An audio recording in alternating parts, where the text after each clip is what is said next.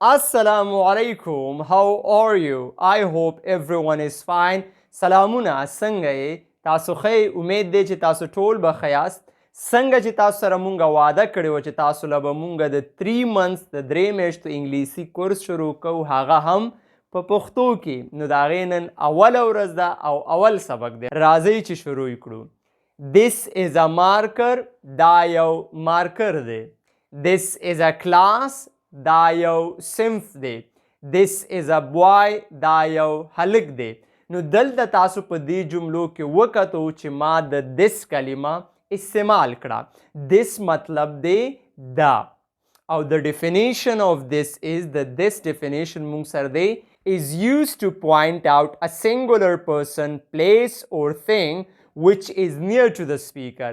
this مونږ سره هغه شخص ته، هغه ځي ته یا هغه شي ته اشاره کوي چې هغه یو وي او خبرې کوونکي سره نږدې وي. صحیح ده؟ یعنی هغه کس ته خو یو کس، هغه یو شي ته یا هغه یو ځي ته اشاره کوي چې هغه مونږ سره نږدې وي او یو وي. For example، اوس دا مارکر ما سره نږدې هم دی، یو هم دی. This is a marker. دا یو مارکر دی. دا دیوال یو هم دی او ما ته نږدې هم دی. This is a wall. دا یو دیوال دی.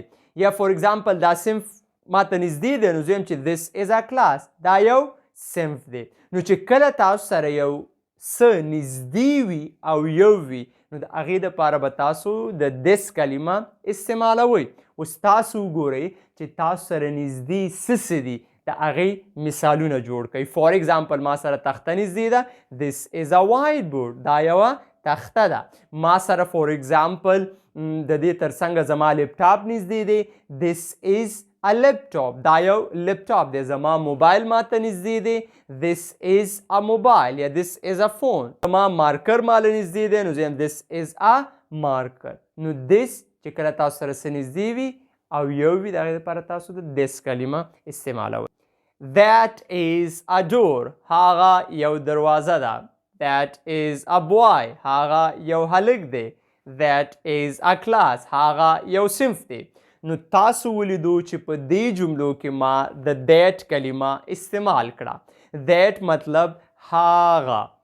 او the definition of that، the that definition مونږ سره دی it is used to point out a singular person, place or thing which is far from the speaker.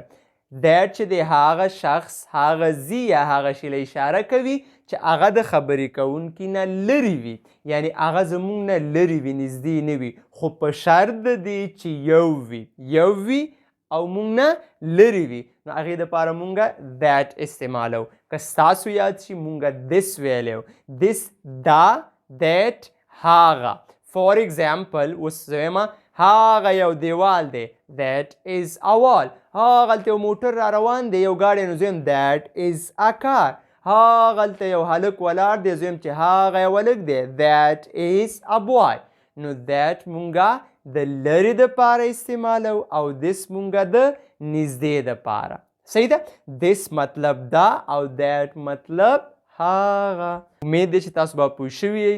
د نورو داسې ویډیوز دپاره مونږ در سره لایک او فالو کوئ او زمونږ د یوټیوب چینل در سره هم سبسکرایب کوئ او د بیل بټن ووهئ تر څو زمونږ نور ویډیوز تاسو ته راورسیږي.